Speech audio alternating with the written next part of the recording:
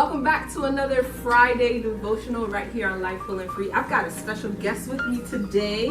This is Pastor Madrid.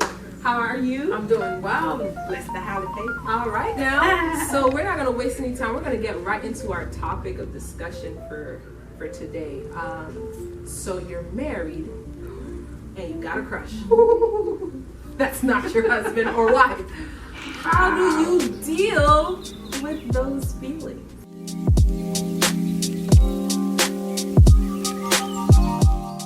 How do you deal with those feelings? So what are your thoughts on that? So a little background on you and your family. Tell us a little bit about you and your family. Well, I am Pastor Madrid. I have been married for over 15 years, so there's that. Yeah. I also have a master's in marriage and family therapy.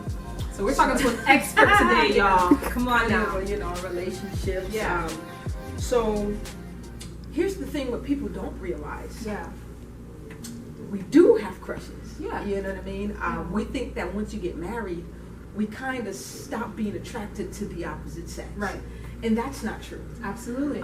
So we become anxious. You know, the anxiety sets in, and it sometimes destroys our relationship because we think that we're keeping something from our partners. Yeah. We think there's something wrong with us. I know Yeah. with a lot of men, they think, oh my goodness, once I get married, I should stop being attracted to other women. Right. You know, and so that also brings up issues in the relationship when they think that I'm not the only one, that there are other women that I'm attracted to. Yeah. Or women, once they realize that, wait a minute, my husband still looks at other women, or he finds other women attractive, and so that makes them insecure. Right. So what I'm hearing you say is, very first thing is we should recognize that this is normal. recognize that it is normal. It happens. Recognize that absolutely something's not wrong with you. If you No. see someone else and you're absolutely not. Wow. Actually, that means that you're still a female and you're still a male. Yeah. That, and like I tell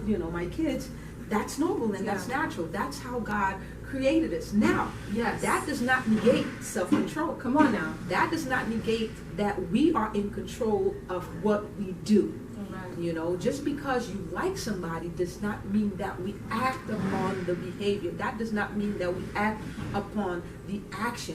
Just because you find, there's a whole lot of people that I find attractive. I think The Rock is fine. Well, got a couple crushes of my own. Michael B, what's up, bro? Okay. So exactly.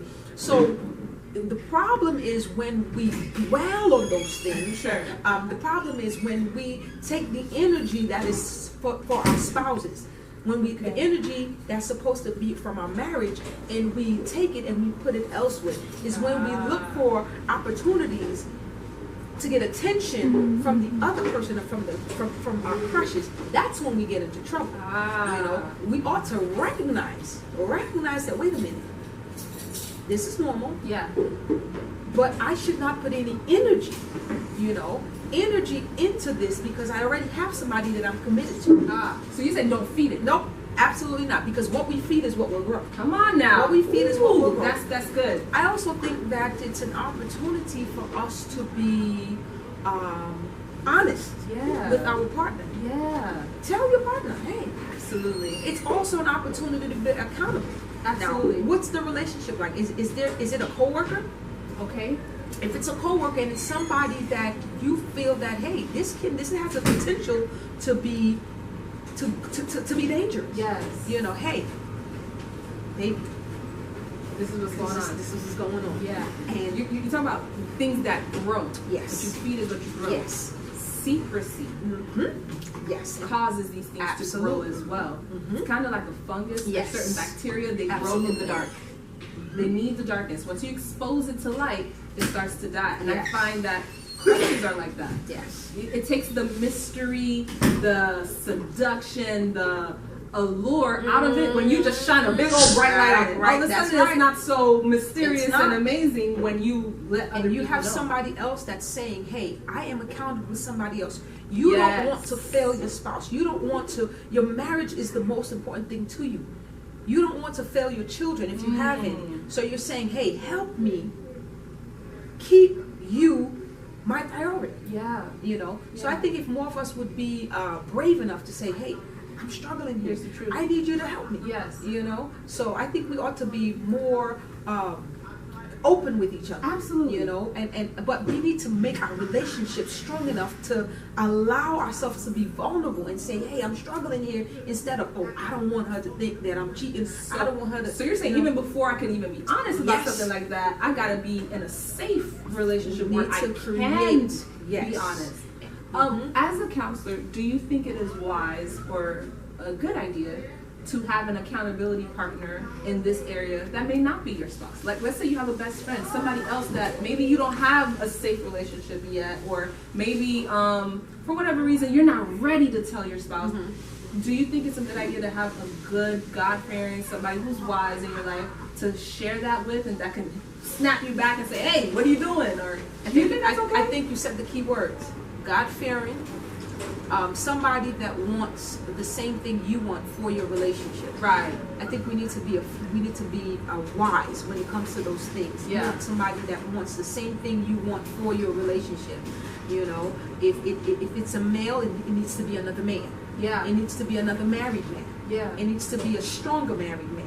Yeah. You know, we need to be aware of those things. We need to make sure, and we need to be deliberate and intentional. You know, iron sharpens iron. Right. It can't be somebody that's struggling too. Right. You know, so we need to be honest. That's true. We need to make sure that, hey, if it's an accountability partner, it's somebody that's stronger than me. Both of us can't be struggling. Yeah. You know, we need to make sure, like you said, that they're grounded in the Word of God. Right. It needs to be somebody whose marriage is strong. Yeah.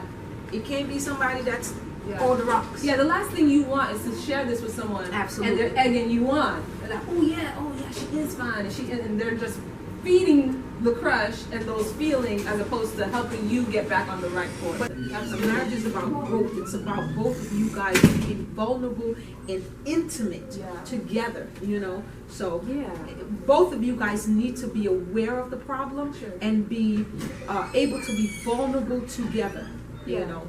Now, have you heard of the 80-20 rule? Yes.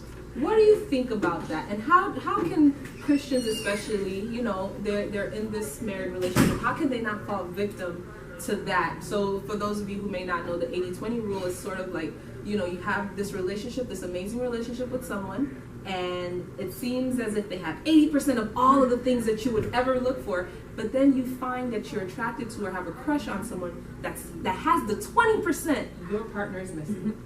And you're, oh, why can't they be this way? Why can't my husband do this? Why can't she be just like this? So how do we not fall into that trap of being attracted to something that maybe your spouse is missing?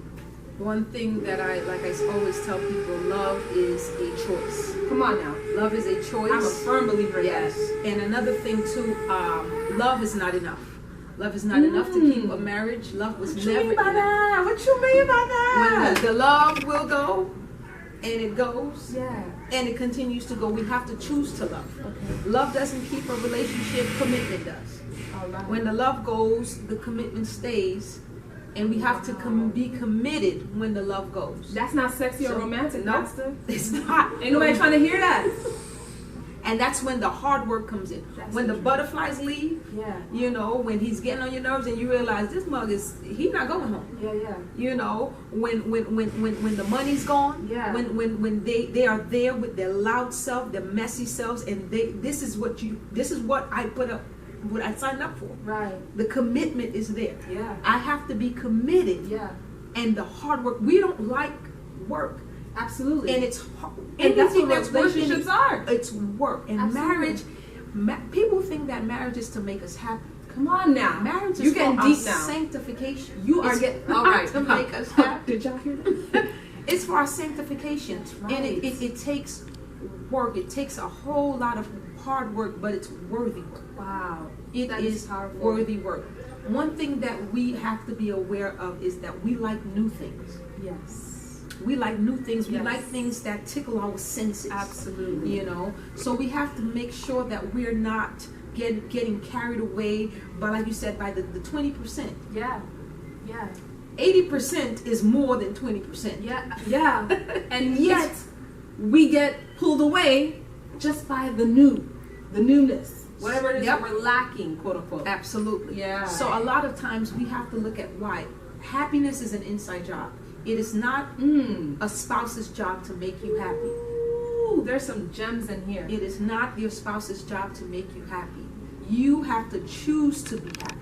It's not fair to a spouse to make you happy. Come on Can now. a spouse do everything in their power? Absolutely. But You it's know, up to you to choose That to is be so happy. true. I remember at one point, this is actually before I was married, I was struggling with this idea, and God had to show me that. He's like, that's not his job. Absolutely not. Him making you happy is not his. Joy is a fruit of the Spirit. Absolutely. That means that kind of level of contentment, happiness, and joy actually comes from being connected to God. It doesn't come from another person. Nope. Because if it does, it's going to be a bumpy ride up and down because people are not consistent. Absolutely. People are not, but He is faithful, right? All the time. Yeah. All the time. And that's not fair to him. That's not fair to him. Absolutely. To constantly trying to make that's your job to choose to be happy in whatever situation that you're in. That I'm going to choose to be happy, and then He draws His happiness from your happiness. You know what I mean? Absolutely. So, well, we just hope that this was encouraging for you. If you're out there and you're going through some difficulties in your marriage, or if you find yourself being attracted to other people, just remember that it's normal to have those kinds of feelings.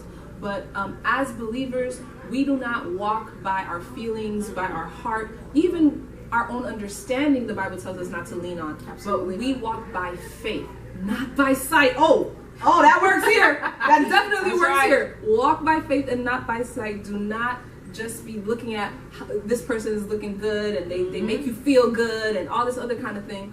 But make a decision, like Pastor Madrid was saying, to be committed and to stay committed to that amazing person that God has brought to you.